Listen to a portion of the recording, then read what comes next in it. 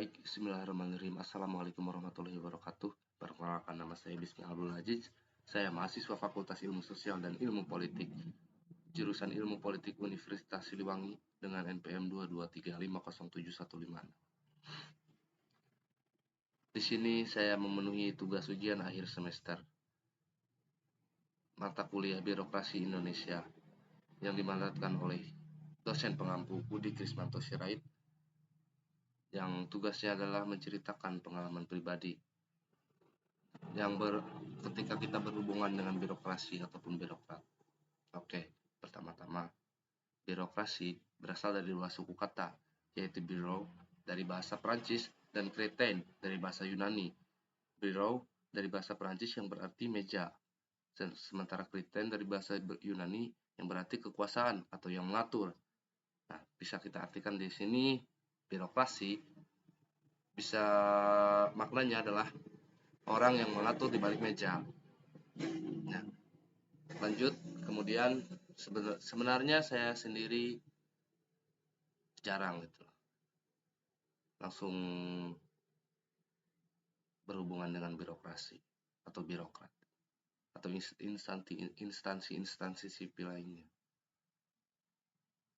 Namun saya akan mencoba untuk menceritakan salah satu pengalaman saya ketika berhubungan dengan birokrasi. Waktu itu saya masih duduk di bangku kelas 2 SMA dan saya baru menginjak usia 17 tahun. Seperti orang-orang pada umumnya, ketika sudah menginjak usia 17 tahun, saya berniat untuk membuat KTP. Tapi saya tidak langsung membuat. Kenapa? Karena saya sering mendengar dari orang-orang bahwasanya ketika kita membuat KTP ataupun SIM ataupun kartu-kartu yang lainnya, biasanya kita akan dimintai uang jasa ataupun infak semacamnya lah. Itu ya rumor-rumor yang biasanya beredar di sekitar kita. Itu yang menyebabkan saya juga ragu-ragu gitu untuk membuat KTP, SIM. Bahkan SIM pun sampai sekarang saya masih belum bikin gitu. Nah, kembali lagi cerita saya. Waktu itu tuh karena memang saya masih terhitung masih emang remaja muda gitu, gampang termakan hoax. Jadi saya nggak langsung bikin KTP itu ketika umur saya menginjak 17 tahun. Saya menunda-nunda. Kenapa? Karena untuk mengumpulkan uang. Karena menurut rumor-rumor yang saya dengar, bahwa untuk membuat KTP ya seperti itu gitu loh. Ada yang meminta infak lah, ada yang meminta sumbangan lah, ada yang meminta uang jasa lah, ini itulah. Dan gak cuma satu gitu kan, birokrasinya itu gak cuma kita langsung bikin ke kecamatan, ke ini, gak langsung gitu kan, dari RT, minta surat pengantar, ke RW, ke kelurahan, baru ke kecamatan gitu. Dan saya pikir berarti maksudnya tidak satu orang yang nantinya mungkin akan meminta infak dari saya atau meminta apapun itu dalam bentuk uang. Nah, jadi saya pikir waktu dulu itu 50.000 ke RT, mungkin 50.000 laginya ke RW, 50 laginya ke kelurahan, dan 50 sisa lagi uangnya kita gitu, 50.000 lagi untuk mungkin berapa ke kecamatan. Nah, saya berpikir seperti itu karena waktu dulu saya masih muda gitu, masih gampang termakan hoax. Lama berlalu-lalu kemudian, beberapa bulan kemudian, ternyata memang makin ke sana bukan uangnya yang gak kekumpul, tapi emang saya yang malas itu. Uang ada, cuma saya tuh sayang gitu. Dan saya pun bodohnya saya gitu, enggak bertanya-tanya sama orang apakah emang benar ketika kita membuat KTP akan dimintai uang atau semacamnya atau tidak. Saya tidak mencari kebenaran itu gitu. Saya emang udahlah percaya aja gitu. Dan itu yang membuat saya malas awalnya. Memang saya malas seperti itu. Namun ketika memang akhirnya saya membukakan diri untuk bertanya kepada orang-orang yang lebih tua, setahun 2 tahun, yang baru-baru ini bikin KTP lah mas, maksudnya yang baru beberapa bulan, baru 1 tahun, baru 2 tahun bikin KTP. Saya tanyalah, emang benar gitu loh, bikin KTP itu bayar ke berbagai pihak gitu.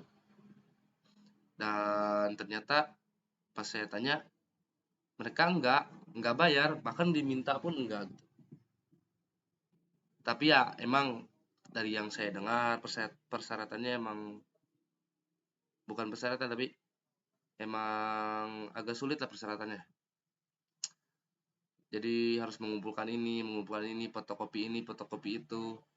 Nah dari situ pun saya berpikir lagi gitu, rasa males, agak males gitu loh untuk membuat KTP itu. Mendengar persyaratan-persyaratannya itu saya agak males sebenarnya.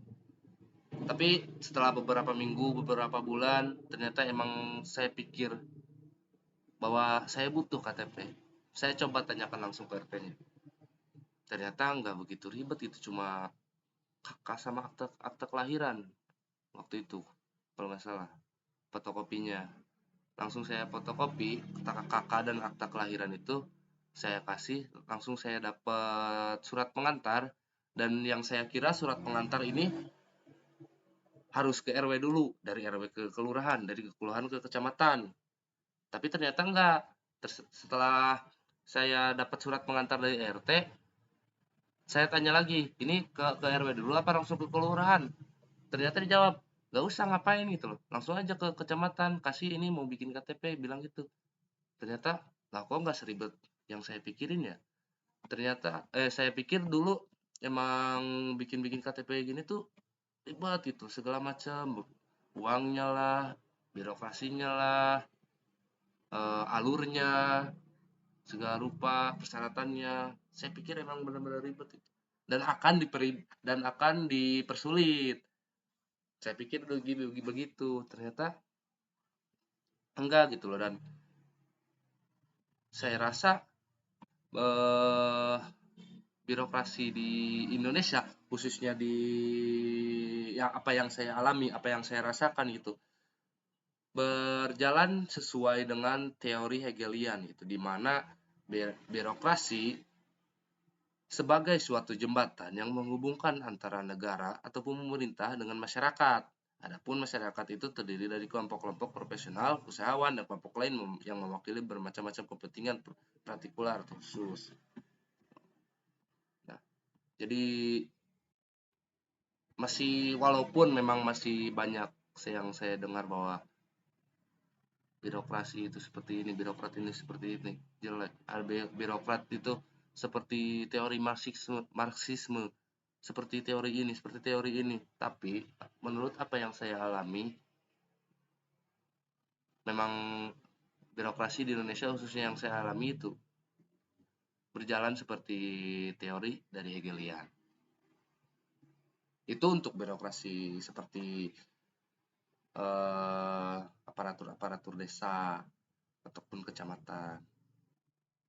Berbeda lagi mungkin yang lain, mungkin banyak juga teman saya yang mengalami kesulitan ketika berurusan dengan birokrasi. Namun di lembaga-lembaga yang lain, mungkin ada yang berurusan dengan TNI, polisi, semacamnya, dan pengalaman mereka pun pasti beda-beda. Namun secara pengalaman saya mengatakan bahwa apa yang dari saya alami, birokrasi di Indonesia sudah cukup bagus, apalagi di daerah-daerah saya, dari aparatur desa seperti RT, RW, kelurahan, kecamatan, memang sudah berhasil, bisa dikatakan berhasil menurut saya. Apa yang saya rasakan, apa yang saya alami, berhasil senada dengan teori birokrasi dari Hegel ya. Mungkin seperti demikian dari saya. Saya Bismillah Abdul Aziz, pamit undur diri. Assalamualaikum warahmatullahi wabarakatuh.